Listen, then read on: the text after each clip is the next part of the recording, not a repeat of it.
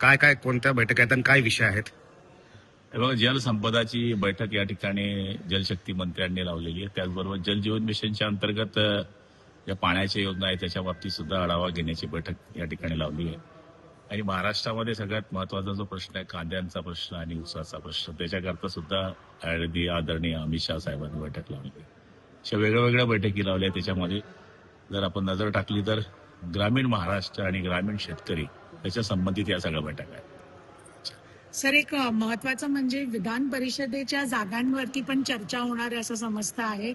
संध्याकाळी 4-5 वाजता जी अमित शहाकडे बैठक आहे, कांदा तर आहेच, बरोबरच जो तिढा सुटत नाहीये तो तोडगा पण मार्ग लागणार मला आहे. त्याची कल्पना मला नाही, पण शेवटी बोगस डीसीएम आणि आदरणीय मुख्यमंत्री महोदय इथे आहे, त्यामुळे त्यांची काय चर्चा होईल मला सांगता येणार. जळगावच्या जागेसाठी सर मागणी आहे. आपले सुपुत्र यांनाच, प्रतापराव पाटील यांनाच जागा मिळावी असं तुमचा आग्रह आहे. काय सांगणार त्याच्यावरती? काय एक मागणी केलेली आहे, पण आता ही जागा आमची ज्या 7 जागा मागितल्या त्याच्यामध्ये जळगावची पण मागणी केलेली आहे. पण आपल्या म्हणण्याप्रमाणे अजून जागेचा वाटपचा जो विषय आहे तो पूर्णत्वास आलेला नाही. एक फॉर्म्युला 12-4-1 असा चालतो आहे, मात्र शिवसेना याला एक्सेप्ट करणार.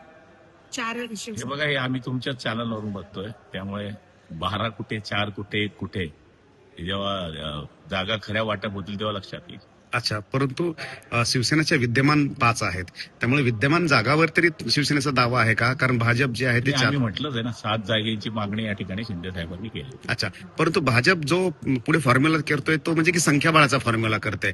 जर संख्याबळाचा जर विचार केला तर जळगाव पण संख्याबळामध्ये बसत नाही.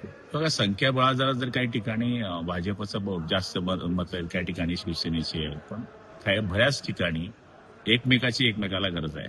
त्यामुळे नंबर न बघता युती राहिली तर सरळ माणूस इथे निवडून येईल असं चित्र महाराष्ट्रामध्ये आहे. त्यामुळे नंबर न बघता कॅन्डिडेट किंवा तिथलं वातावरण या गोष्टीवर सुद्धा विचार केला जाईल असं मला वाटतं. पण या युतीमध्ये विधान परिषदेच्या जागाच्या निमित्तानं मिठाचा खाडा पडतोय का, असं काय?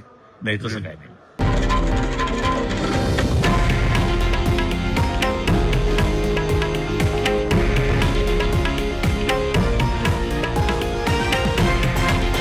हे आहे देशातील नंबर 1 न्यूज नेटवर्क आणि आपण पाहत आहात TV9 मराठी, एकमेव.